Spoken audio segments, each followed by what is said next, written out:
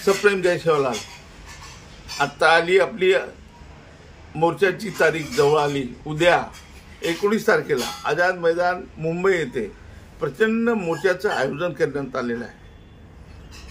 आणि दुर्दैवाने माझ्याबद्दल अनेक गैरसमज, खोटे नाटे आरोप, जिथे मी तशी काही घटनाच घडली नाही असे आरोप करून मला टार्गेट करण्यात येत आहे। आता तर मला म्हणजे दुःख वाटते की एवढे दिवस मी जे समाजामध्ये काम केलं आहे आणि ते मला डॅमेज करण्यासाठी किंवा या मोर्चाला जाऊ नये यासाठी लोकांना भ्रमित करण्यात येत आहे। मी आपल्याला सांगू इच्छितो की मी कधी अटल बिहारी सरकार पाडलं नाही, कारण त्यावेळेस मी खासदारच नव्हतो। बंजारा वाद मी मिटवला आहे। 2% आरक्षण मी वेगळे काढून दिलेलं आहे। मी बंजारी एक म्हटलं नाही तर एक नाहीत असं वाधवा कमिटी म्हटलं, त्यासाठी मी आंदोलन केलं। 2% आरक्षण त्यांना वेगळं दिलं जे आपल्यामध्ये सरकारने घातलं होते। असे अनेक प्रश्न आहेत माझ्याबद्दल सांगता येईल, परंतु आता मोर्चा कशासाठी असतो? मोर्चा हे सरकारवर दबाव पाडण्यासाठी असतो। मोर्चा हे समाजाला संघटित करण्यासाठी असतो। मोर्चा हे आपल्या मागण्या सरकारपुढे ठेवण्यासाठी असतो।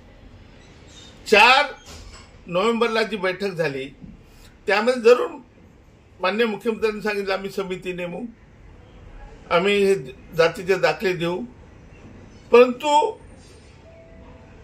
मुख्यमंत्री प्रेसमध्ये ते बोलले नाही किंवा लेखी त्यांची जी प्रेस निघत असते गव्हर्नमेंट म्हणजे प्रेस नोट ती पण निघाली नाही। त्यामुळे संभ्रम आहे लोकांमध्ये की जे काही त्या दिवशी 4 तारखेला घडलं ते खरं आहे की खोटं आहे। आणि म्हणूनच आपण यासाठी की सरकारने ते स्पष्टता द्यावी। शिवाय 2 ज्या मागण्या होत्या पुढे आल्या, पण आज रिझर्वेशन प्रमोशन पेंडिंग आहे, क्रिमी लेअरचा प्रश्न आहे, वसंतराव नाईक महामंडळाला फंड नाही आहे। आता परवा जे आपल्या वनआरटी केली त्या वनआरटीला सुद्धा फंड काही दिलेलं दिसत नाही। आणि खरं म्हणजे सगळ्यात महत्वाचा प्रश्न गेले 2 वर्ष गाजत आहे ते म्हणजे राजपूत भामटाला अजून काही काढलेलं नाही किंवा SIT नेमलेली नाही। SIT नेमून होणार नाही, त्यांना वेगळ्या पद्धतीने तो प्रश्न हँडल करावा लागणार आहे। ते मला माहित आहे कसं करायचं।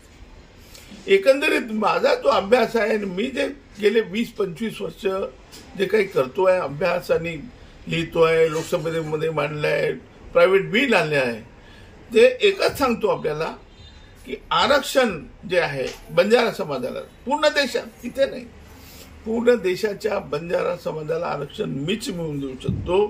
ही परत मी तुम्हाला सांगतो, याचं कारण आहे हे अभ्यास बोलतोय, मी बोलत नाही, माझा अभ्यास बोलतोय।